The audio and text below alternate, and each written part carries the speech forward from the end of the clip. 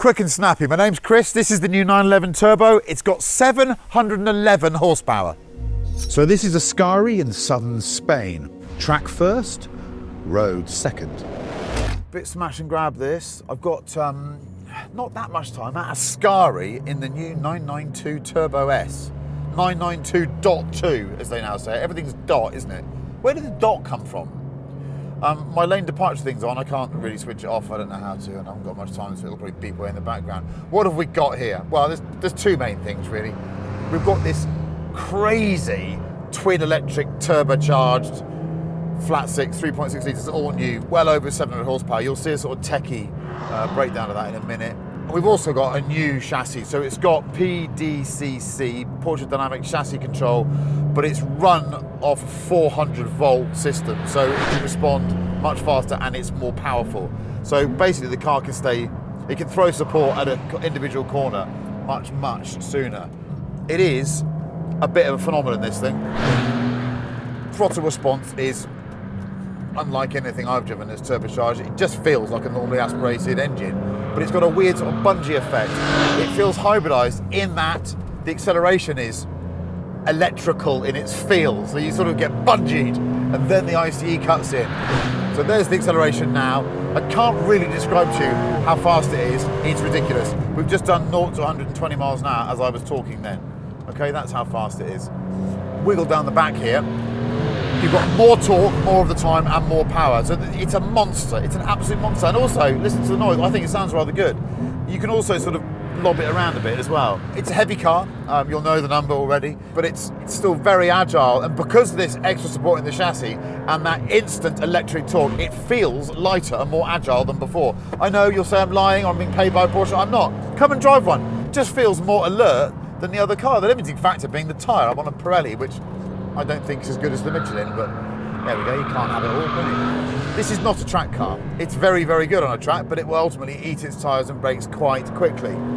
What I will say is it's incredibly competent around the circuit and fast. Really fast. So I'm more interested in the road driving because it's a road car. What will it do here? Well, this is not road driving here. That's not road driving. So what we've got is a car that can be rear biased, it can be four-wheel drive, it can drive in all conditions. This brief exposure to the circuit confirms it's absolutely the consummate all-rounder still. I wanted to come here and sort of dismiss it a bit and say, well, has it really moved the game on? But it has. It's just much better than the .1 car, which was already the best all-rounder. They're irritatingly good at this stuff, Porsche, aren't they? What's it like through this corner here? We just sort of back it in.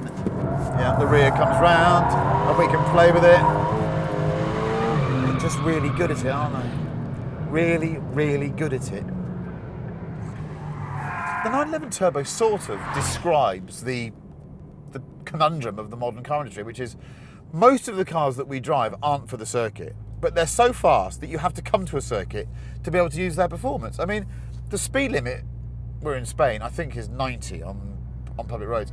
If you work that out in terms of undiluted or uninterrupted acceleration in this car, I think you can push the throttle pedal for about 1.9 seconds at a time before you break the limit. So you have to come here to do that. It's got a nice little burble at idle as well, this thing. Nice little burble at idle. Porsche has some very clever new VR AI type stuff that helps explain the new engine tech. Watch and be amazed. First question. These incredible turbochargers, they're smaller than the ones on the GTS, yes? Smaller in diameter, yes. And they get to rev higher, the turbochargers? Yes, 145,000 revs. Compared to? 125 at the GTS. I'm just testing him here on his knowledge. Yes. So, and do we have a different compression ratio on the engine? Yes, it's 10.2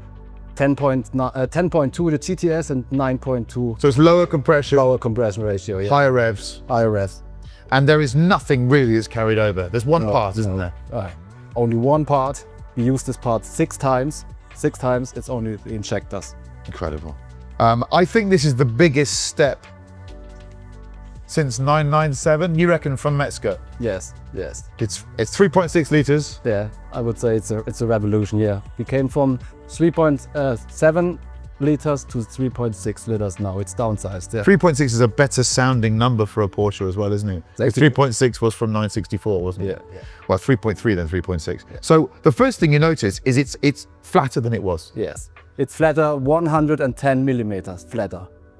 A really flat six. Do you enjoy the challenge of the packaging in the rear of the car, or is it just a pain the whole time? I would say both. Yeah, okay. But we've got massive performance now, haven't we? So if we look at this engine here now, we've got the 2 hybrid turbos. Tell me how they work effectively, because the way the turbocharger works is fascinating. Yes. The fascinating thing is we boost boost up the pressure. Yeah. And when we reach the desired boost pressure, we limit the speed of the turbochargers and we recover out the energy out of the exhaust system and send it directly to the e-motor and the PDK to generate power output. I think it's phenomenal. This technology you're seeing here now, I so wish it had been around for 20 years. It's a wonderful way of getting inside the carcass of the machine and seeing all the oily bits and getting clever people like him to explain it. So if you like it, in the comment section, just say it's great, then I'll forward it to Porsche and I'll do more of it. Housekeeping first.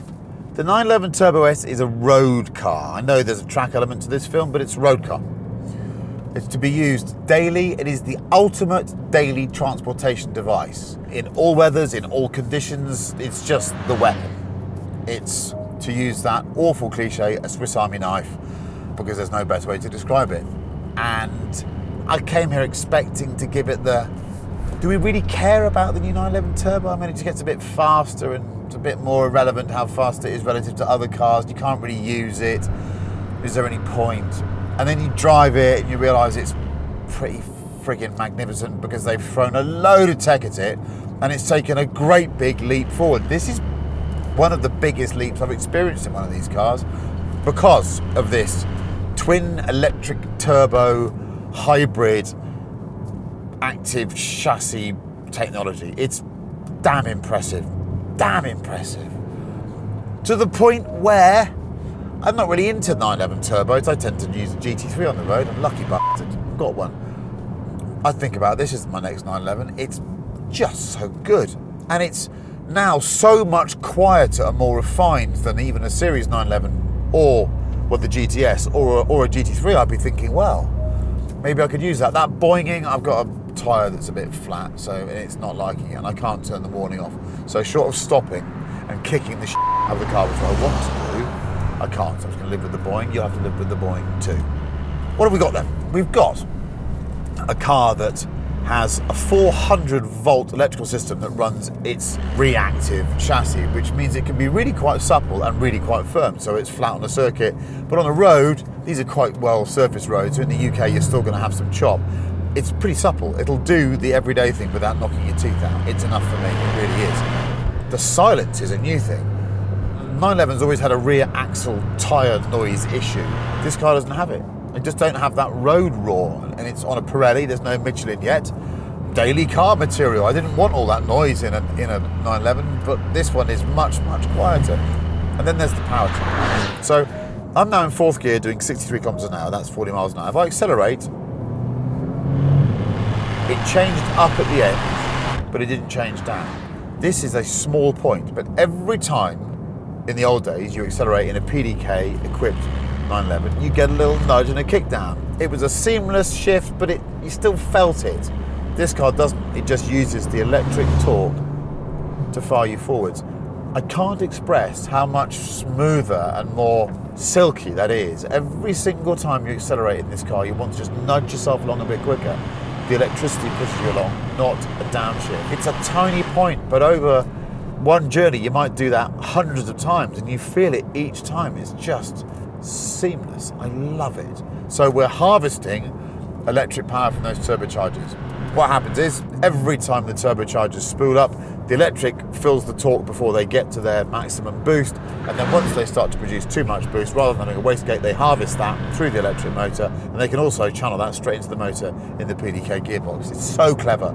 You're just not aware of any of it happening. All you're aware of is this. If I put my foot down, it goes like a stabbed rat.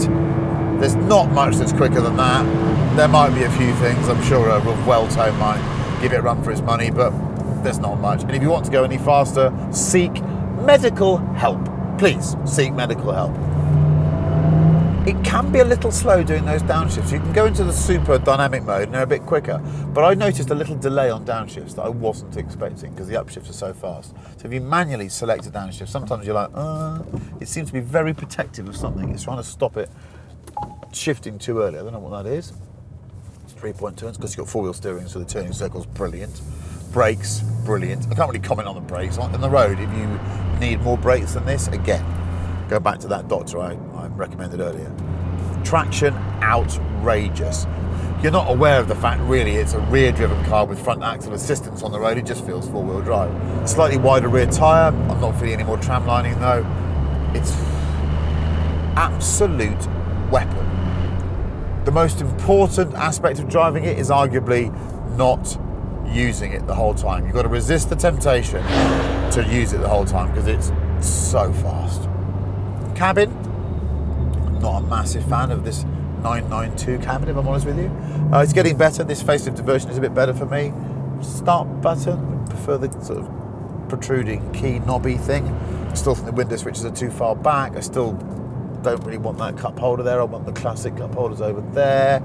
But this new seat is superb. This is the new bucket seat, and I love it. I can't see you can take the head thing out for a crash helmet like you can in the GT3. So it's a bit different to a GT3 seat.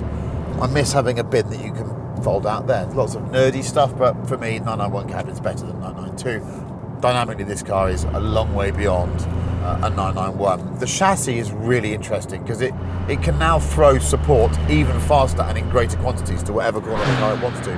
So it's flatter riding, but it's also more supple.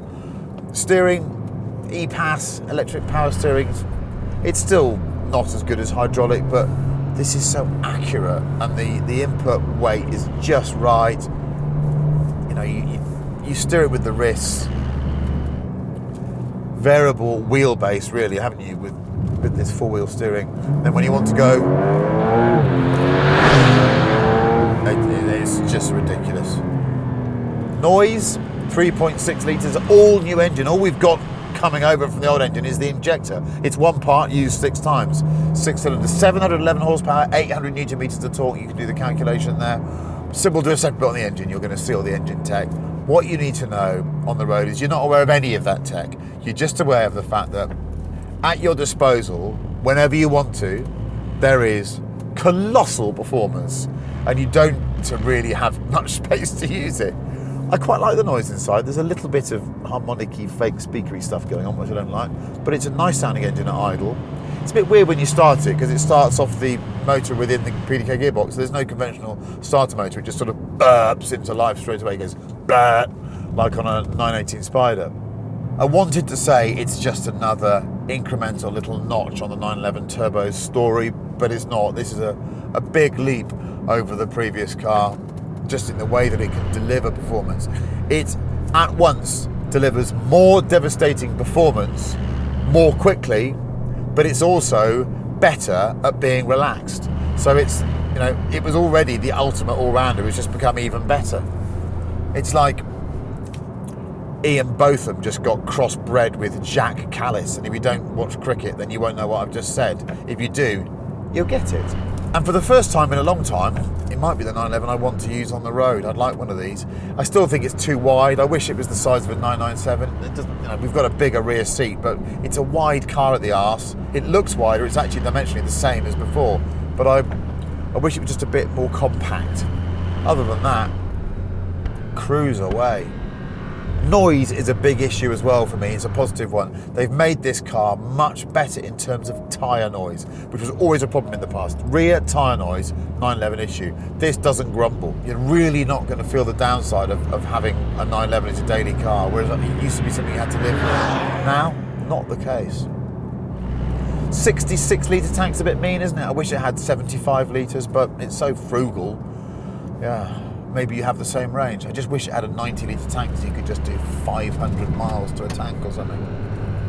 Let's attack some switchbacks real time, and I'll give you some feedback. So I'm in third gear. Manual is operated now, so I'm not automatic. Down to second. I don't need to be in second, I'll stay in third.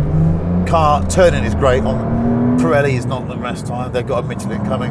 Turning is fantastic. It's a wide car. I'm having to think about where I'm placing it, which I don't really want to do. But the ride is fabulous. I can just fire it over the stuff that looks a bit wobbly, and I'm not really getting much deflection.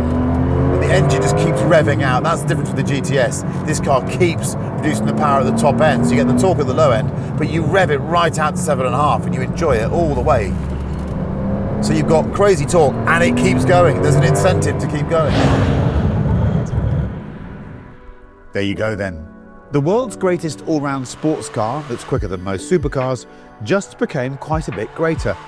In fact, this might not only be one of the best 911 facelifts ever, but also one of the greatest second-generation versions of any car. It's that big a leap forward.